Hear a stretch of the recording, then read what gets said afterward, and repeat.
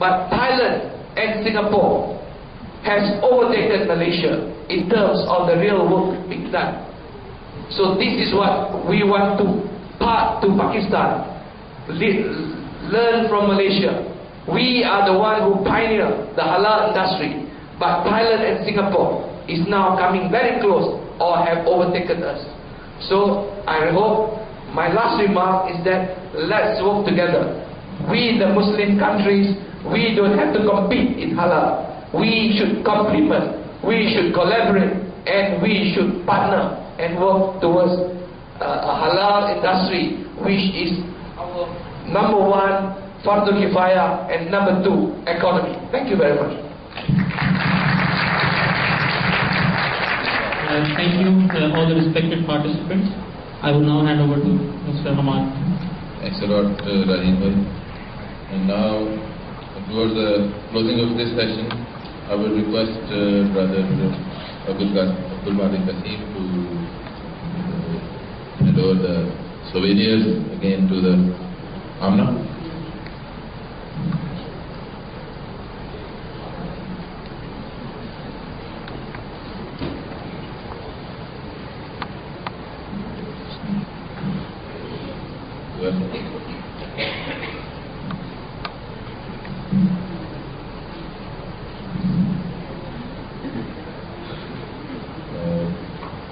First of all, Professor Dr. Muhammad Nawaz, the Vice Chancellor of Veterinary University, Lahore.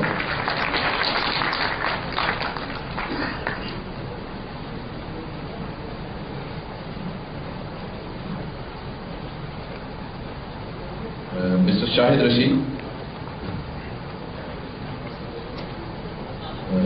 Actually, the souvenir was in the name of you. Mr. Adnan Ali is going to receive it. Farrukh Mahmood. Mr. Farrukh Mahmood, the auditor from Halal Assessment and Certification Institution.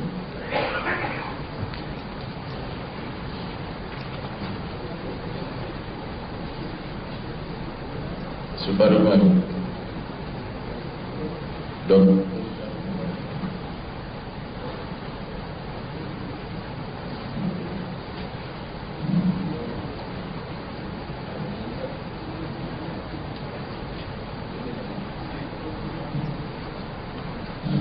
Major retired Nadeem Yusuf Sahab, Executive Director, Big Bird Group.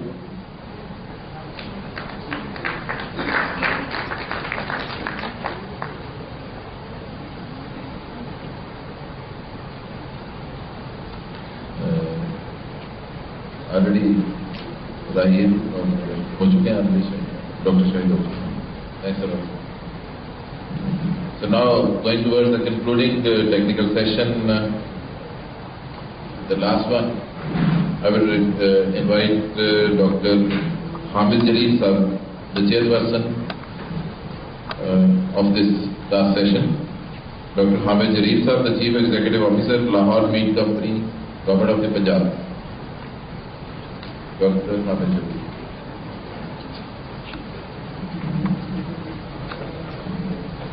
Dr. Sahab will be talking on the scope and challenges of halal meat industry in Pakistan. And then the last panelist will be our learned Hamid Ahmed Sahab. He is the ex-principal and scientific officer, Biotech and Food Research Center, BCSIR, Pakistan. Hamid Ahmed Sahab. Hamid Sahab has almost 47 years of experience in biotechnology and research. He will be talking on the commercial halal slaughter of animals.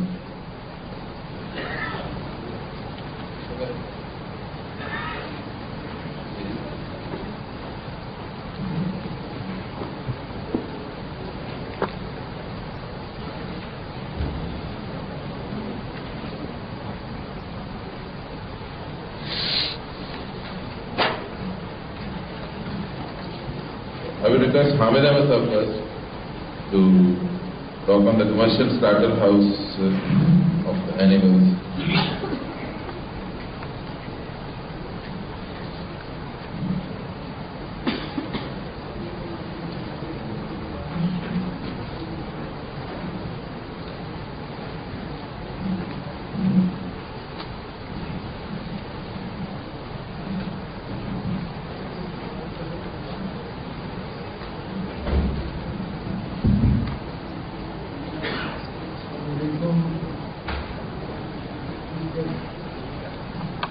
chief guests, ladies and gentlemen. My topic is not directly with laws project, but of course laws project is one of the main components, especially for meat and meat products.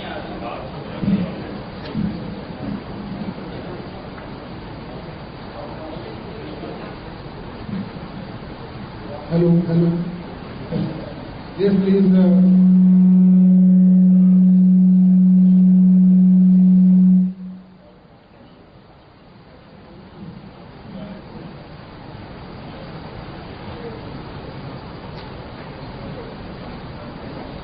My topic is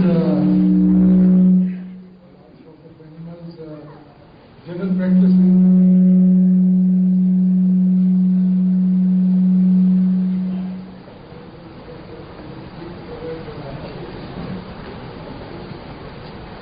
Halal Islamic practices that are being followed worldwide. Centuries, not the purpose of producing halal meat. I have fortunately worked in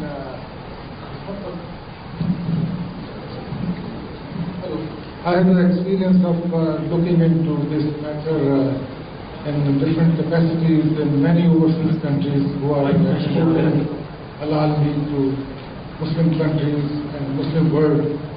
I was only about last week in Australia looking at some halal slaughterhouses and halal meat exporting to the Middle East.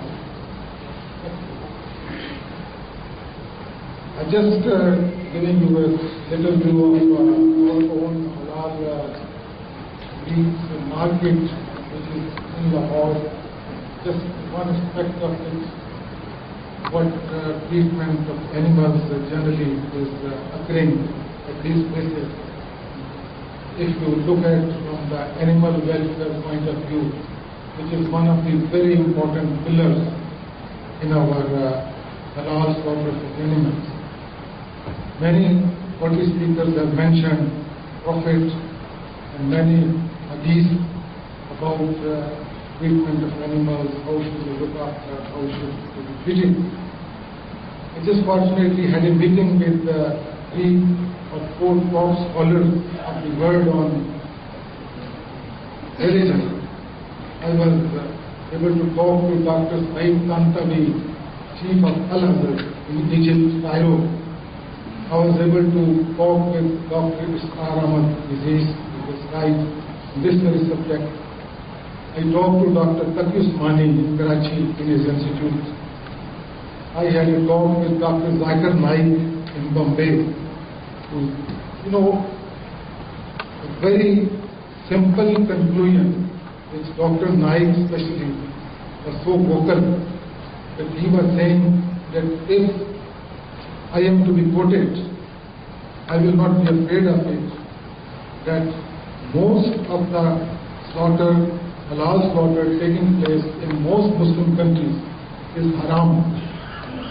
Just on one point, because very simple fact that a sharp knife is a requirement so that animal suffering doesn't occur, and that an animal does not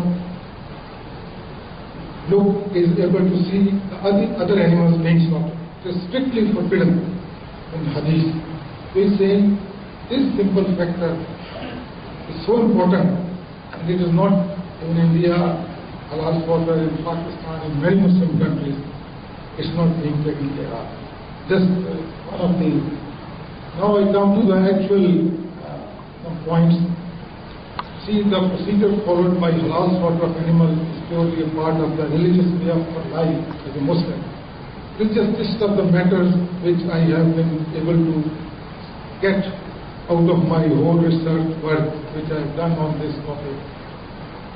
As it prescribed in the Holy Book and explained in the saying of our Prophet. However, the aftermath or the sequence of physiological, neurological and biochemical changes that accrue in the animal body at slaughter and due to its death follow the rules of natural science.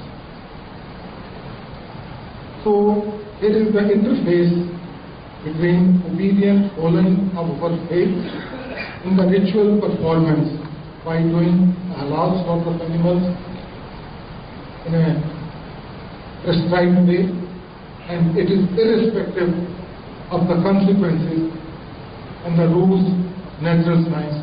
That is what is going to happen to the animal body, what is going to happen to the meat. The science part is measurable, while the sacred part of our belief is measured in the hereafter. Which I have concluded again from my work with many scholars and in the scientific terms, the main three components of halal slaughter are that animals should be live and healthy at the time of slaughter, uttering the invocation, the name of Allah, God, should be invoked at the time of the neck cutting of the animal, and maximum possible blood should be allowed to flow out of the animal body. It has a lot of consequences with healthy meat, good meat, with shelf life and all these things. Now, again, I will emphasize more on animal welfare, because this is a very important